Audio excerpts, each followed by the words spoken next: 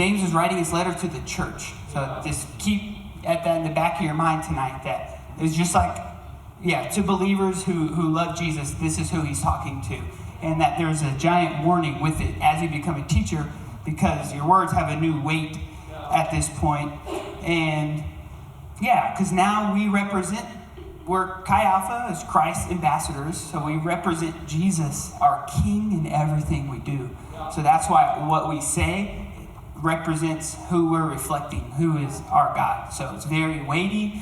So that explains this like dramatic warning right at the very beginning.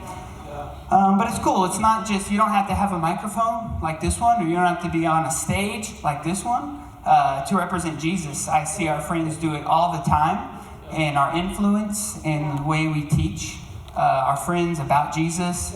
I just got to highlight Isaiah George. I'm not sure. There he is. Man, a lot of people, which I might get in this a little later, when you're talking with someone, they kind of they say I a lot, and they'll ask a question just so they can answer it, and they kind of usually turn it on themselves. Like, there's like, okay, I'll listen to you for 5%, but the 95, I want to make it about me. Isaiah's the opposite. He's like, I want to listen to you 95% of the time, and I guess I'll talk for 5%. Like, he's that. I feel so valued when I'm talking with Isaiah, and that comes out just literally with his words, because there is power in our words. So, Isaiah, I love you. Thank you. Come on. All right. So now let's get into it. Chapter 2. We're done with chapter 1. Thankfully. Let's get past that one. So I'm going to read chapter 3, verses 2 through 6. For we all stumble in many things. If anyone does not stumble in word, he is a perfect man, able also to bridle the whole body. Indeed, we put bits in horses' mouths that they may obey us, and we turn their whole body. Look also at ships. Although they are so large and are driven by fierce winds, they are turned by a very small rudder wherever the pilot desires.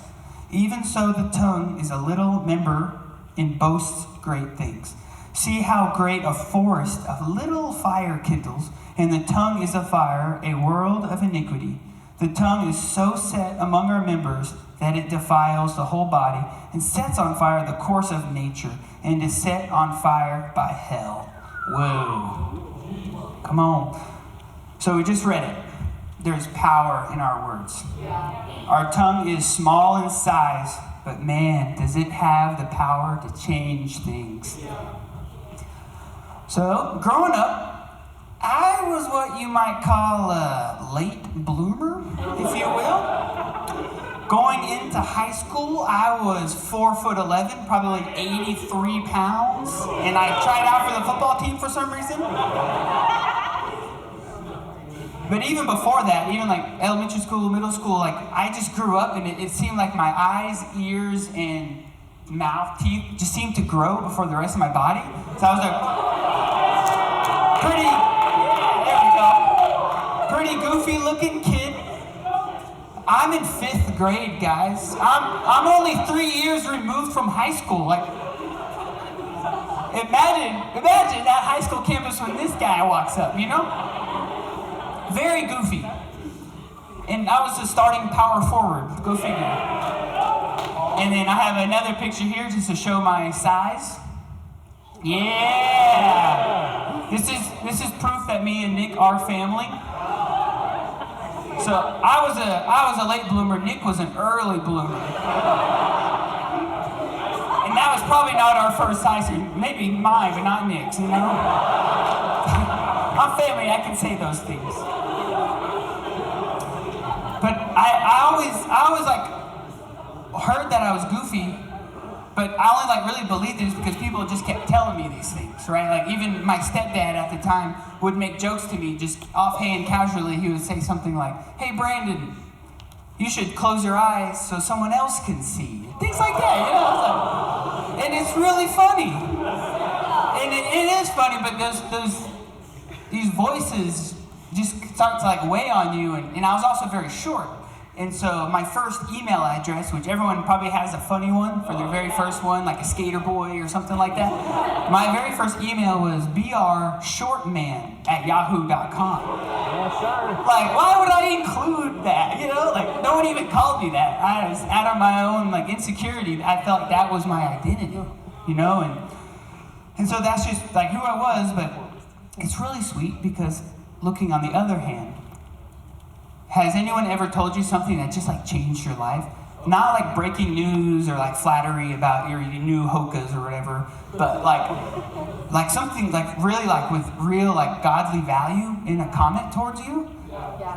That happened to me. I was at a missions trip retreat back St. Houston, and middle of the service, I just started feeling very small, very unimportant, like I didn't matter. And middle service, because they were like honoring all these people, and I just like, I felt like pretty insecure and felt unimportant. And then the session ended, I went back to where the coffee was, because that's, usually you can find me. But this guy, we were barely acquaintances, comes up to me and he goes, "You're Brandon, right?" And I was like, "Yeah." I didn't know his name, but like, just barely acquaintances. And he said, "This is going to be kind of strange, but I feel like God is asking me to tell you something, so I'm just going to say it." And he said, "I feel like God is asking me to tell you that you are a big deal and you do matter a lot." And I was like, "I'm not sure if that means anything." And I was just like, "Oh my goodness." Like, yes, it does mean a lot. Like literally like 30 minutes ago, I was like sulking to myself. And yeah, come on, there's power in our words. And it's cool, like the first few stories, like those words led me into insecurity, but this story like pulled me out of my insecurity, and it's really sweet. Oh man. Also, there was a phrase I heard once: "Sticks and stones may break my bones, but words will never hurt me." That is such a lie. I want to know the guy who said that, and I want to go like say something negative to him and see. I'm gonna test that theory, because there's power in our words. There's power in our words. And so we're talking here about taming the tongue. And one thing I would like to first mention is that taming the tongue is not about keeping silent. It's not about just staying quiet all the time. That is, maybe in a moment that is, we don't speak, but overall it's not meant to just be kept silent all the time. One of my scholarly Bible friends, David Guzik, says, "You don't solve the problem of an unruly horse by keeping it in the barn, or the problem of a hard-to-steer ship by keeping it tied to the dock. In the same way, even a vow of silence is not the ultimate answer for the misuse of our tongue." In what we read earlier about the horse, James he doesn't mention there being a muzzle attached to the horse to keep quiet, but he mentions a bridle. So it's that's just something I definitely wanted to point out. That taming the tongue is not just staying quiet all the time. In verses 2 through 5, James is saying that if we don't stumble in word, he is a perfect man. That is, one who is in control of his tongue. Just like the rider being in control of their horse, using that bridle. And so I have a picture of a bridle, because I gotta be perfectly honest, guys. I'm what you might call a city slicker, or a suburban slicker, more like it. So this is a horse, guys, and this is a bridle. At first I was calling it a brittle, like peanut brittle.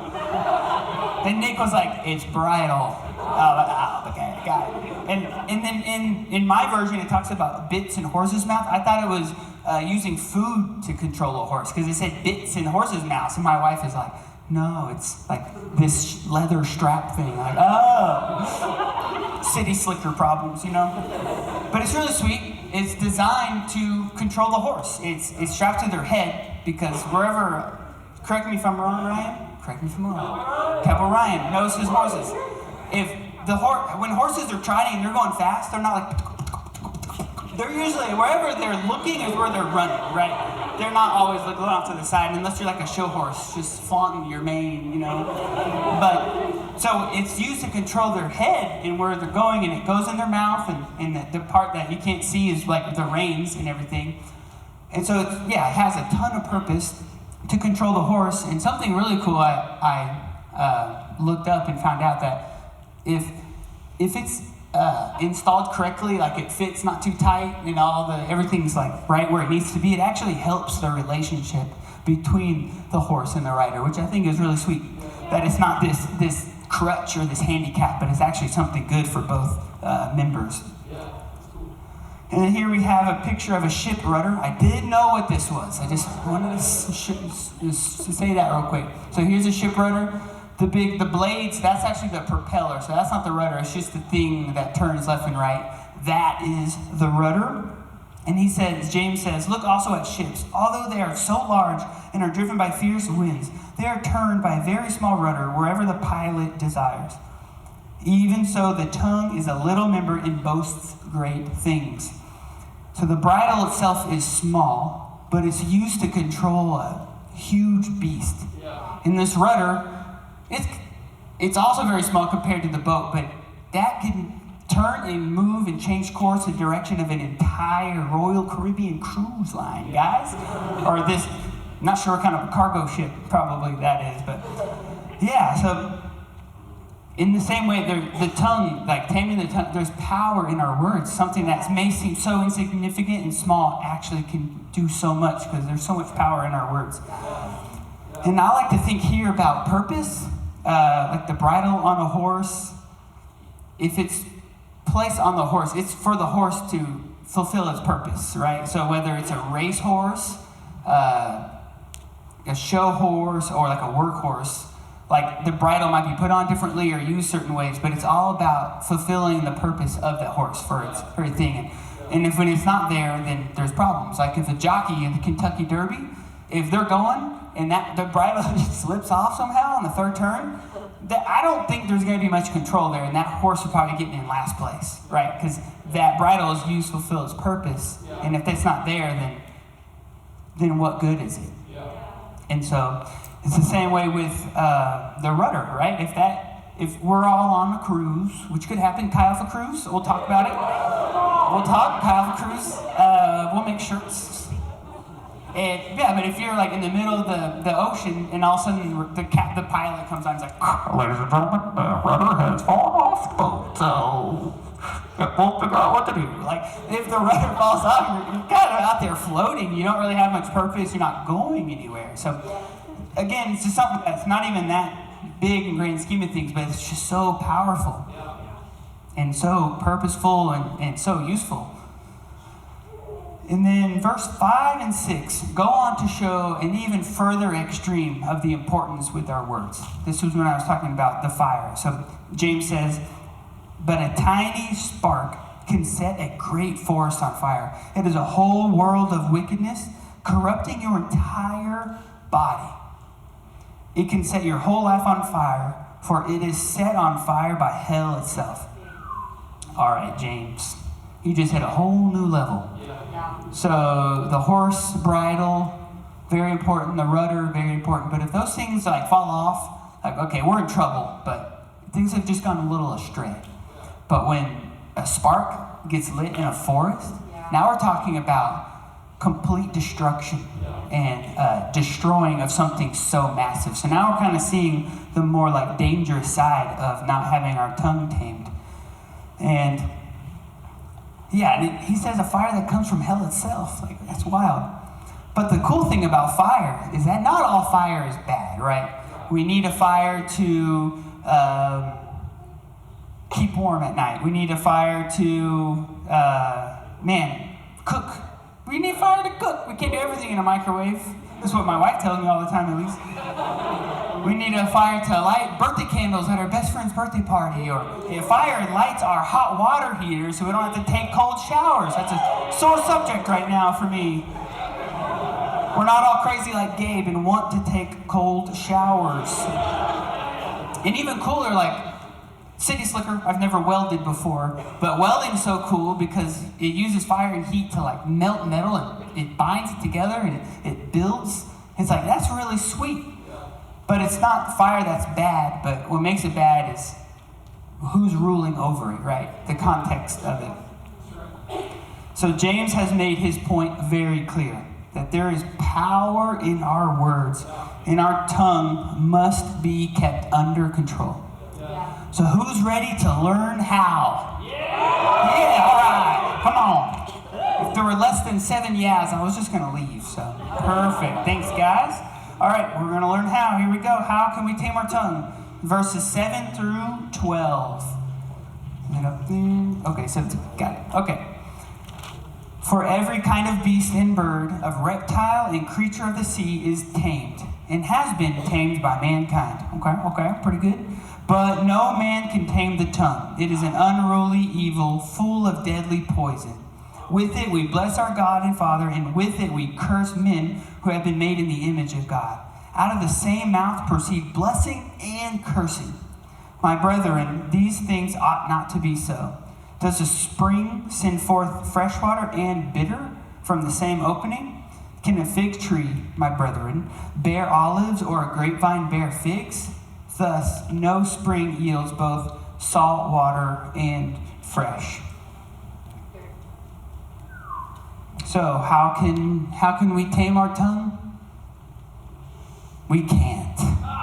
James, but no man can tame the tongue. It is an unruly evil, full of deadly poison. Man, his wording is crazy.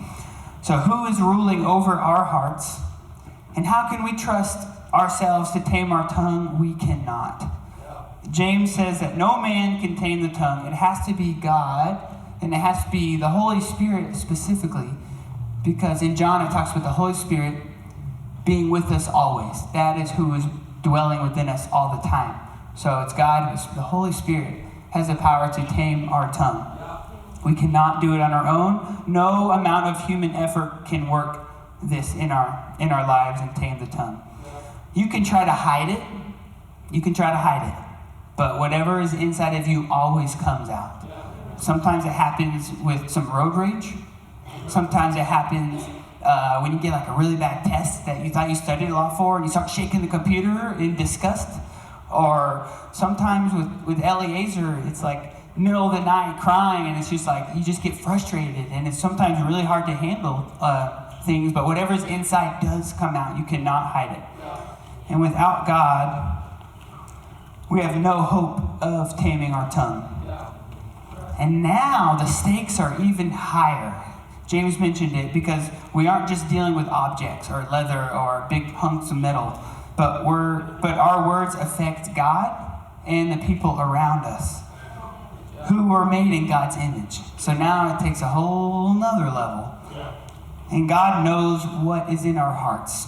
In fact, in Luke chapter 2, it's prophesied that Jesus is going to will in the future reveal what is in our hearts. In verses 14 through 16, James says, "But if you have bitter envy and self-seeking in your hearts, do not boast and lie against the truth. This wisdom does not ascend from above, but is earthly, sensual, demonic. For where envy and self-seeking exist, confusion and every evil thing are there." Wow. The word demonic right here. In my Bible, my New King James Bible, that is the only time in the entire Bible that word is used. And in other popular ones like NLT and a few others, it's like used 2 or 3 times. So in the past, I may have just skipped right past this, but really when you see that word, you're like, okay, why is that word there? It really stuck out to me. And we're talking about being envious and having self-seeking in our hearts. And that's exactly what made the devil, why he was cast down. Because he didn't want to be like God. He wanted to be God. And he was so envious, and he's known as, he came to lie, steal, and destroy. So we see this contrast here. But the word demonic, like, why is that there? Like, if I gossip every once in a while, is that really that bad? If I like cuss, or if I like talk badly about someone, is that really demonic? And James is saying it is. Because there is envy and self-seeking in your heart. But what about when God does tame our tongue? This is the fun part. Verse 17, it says, "But the wisdom that is from above is first pure, peaceable, gentle, willing to yield, full of mercy and good fruits, without partiality, which is sin, and without hypocrisy. There is power in our words because they reveal what is in our hearts. Yeah, that's good.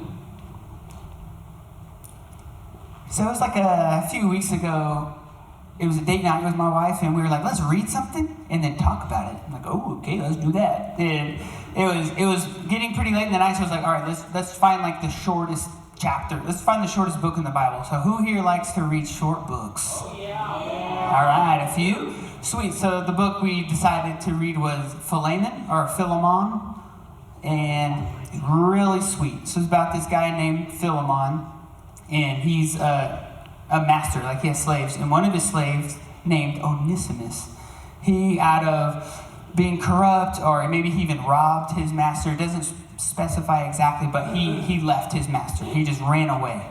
He ran away. But he happened to intersect paths with Paul, who was actually in prison at the time, and Paul being Paul, he begins to minister to Onesimus, and he actually leads him to Jesus. He's like, all right, come on. And what's really sweet here is that Paul, the first thing he says is, okay, so what I'm going to have you do now is I'm going to send you back to your master. I'm going to send you back to Philemon. What he says is really sweet. He says, for you were unprofitable, but now you are profitable. And if you look at the Greek, the word unprofitable is akestros. So the A is like anti, so then the root is kestros, which is profitable. But for the word profitable, it's not just kestros. Yeah, there's this E and U in front of it, so it's eukestros.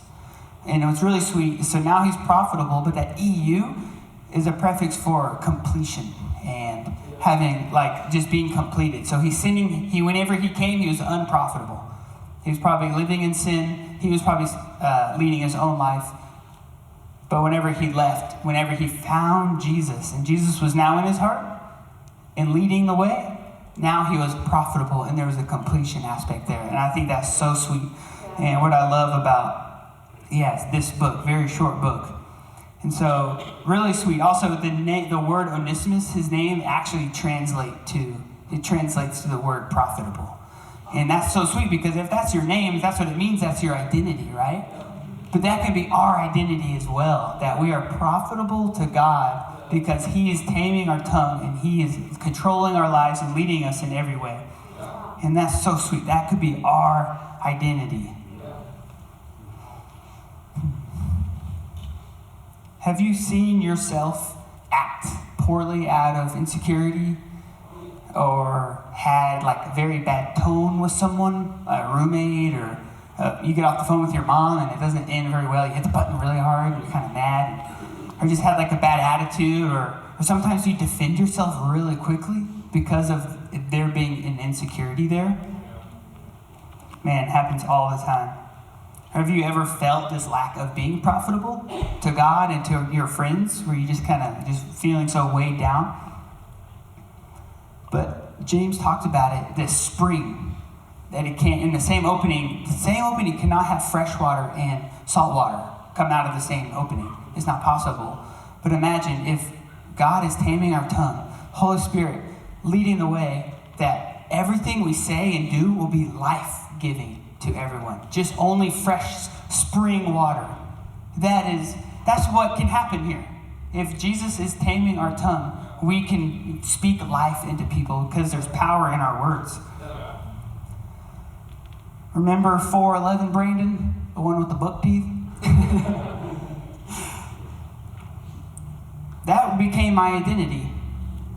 And it became that way because I heard the voices, and I let those voices, those words, rule over me. And God made me that way, you know? Thankfully, I've grown a few inches since then. But at the time, it was like, God made those ears. God made me into his image. Like, I am made in the likeness of God, the creator of the universe. I dare someone now to make fun of my ears, because you make fun of me, now you're making fun of God. I had grown a lot since then, but man, There's power in our words. Yeah, that's right. So, does anyone here also speak? So we're talking a lot about voices and people talking to us and us talking to other people, right? But does anyone deal with like negative or poor self-talk? Yeah. I've always heard it like, you can talk to yourself, just don't start responding. It's funny to me. But like, we all kind of have that voice in our head. A lot of times it's like, I'll get the number, I should get the number 4, number 4 goals. Like we just said, I just always have that voice in our head. But what about whenever we see our roommates not doing the dishes again and again? And, I guess in my head I'm thinking, I guess I'll just do them again. Right? Like since no one's listening, like we just get like judgmental and we have all this like bitterness in us. But this self-talk, I feel like, is just so damaging to us because it's internalized. And whenever you see that roommate 2 days later and the dishes still never got done, do you think you're going to be very kind to that roommate?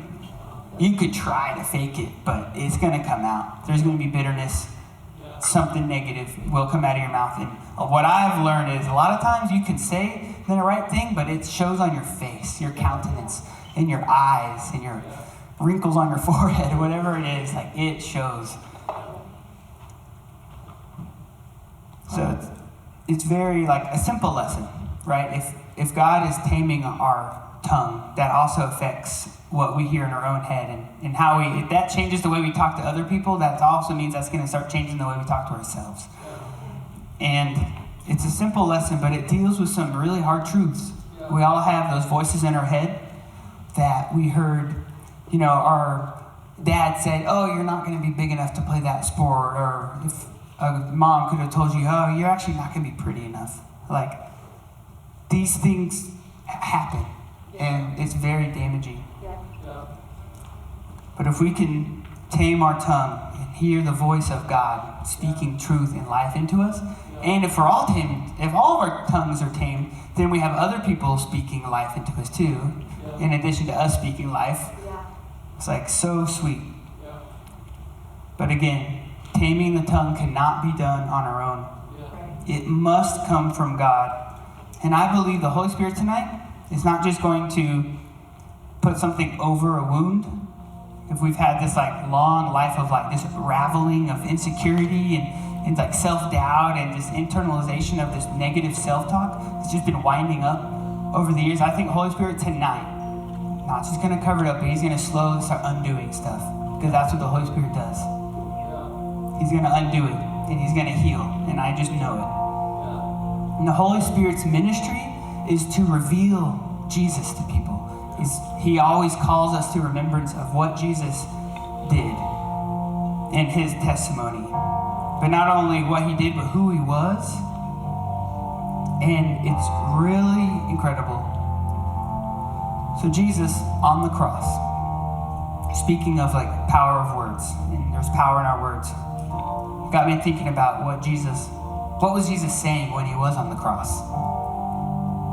And so he's looking down at the people that nailed him up there when he shouldn't have been up there at all. And they had anger and hatred and like murder in their thoughts, in their hearts, right? These like very wicked people mocking him. He begins to cry out to God. And he says, Father, please forgive them, for they don't know what they're doing.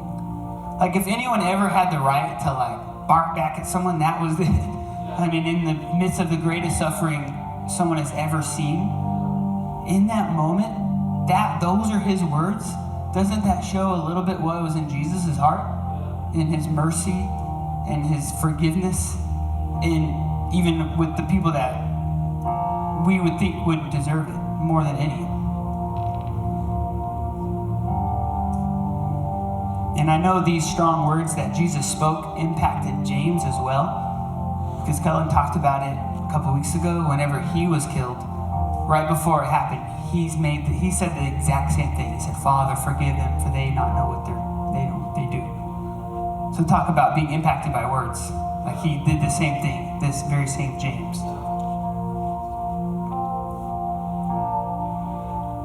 So, Jesus is the rider, the horse rider.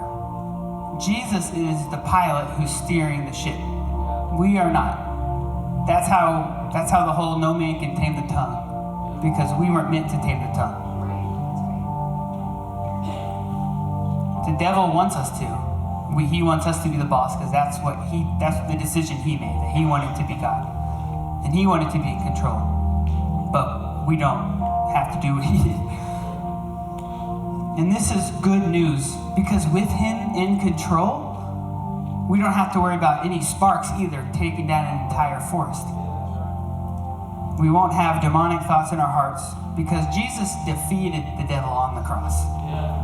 So those verses about, like, if you have bitter envy in your heart, like, we don't even have to look at that. If we really call on Jesus' name, surrender everything to him, we don't have to worry about that. We got all those other cool descriptions about good fruits and peace and being gentle. That can be our description.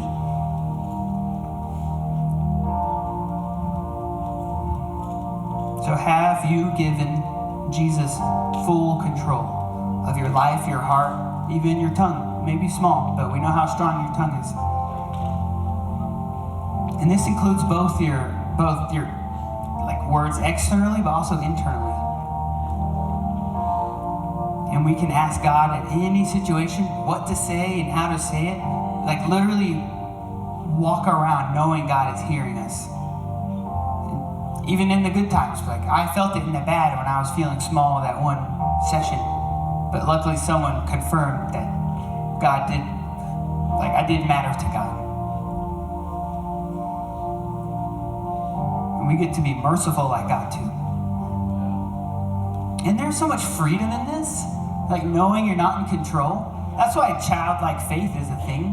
Because little Eliezer or Jude and all the babies that we know and love here, they're not like worried about what they're going to have for dinner. They're not like stressed out about anything, because they know their dad and their mom's going to take care of them. And they're not in control. And I'm telling you, I don't know anything about mental health or stress and anxiety. I do not know like the deep things. But when Jesus is on the throne in your heart and our tongue is tamed, and we're not in control, and we've surrendered everything to God, those things don't exist. I know Peter Castro in here can attest to that. When God is in control, we don't have to worry, and we have so much freedom and joy and peace. And you watch out, when Jesus has tamed your tongue, your life's gonna look so different.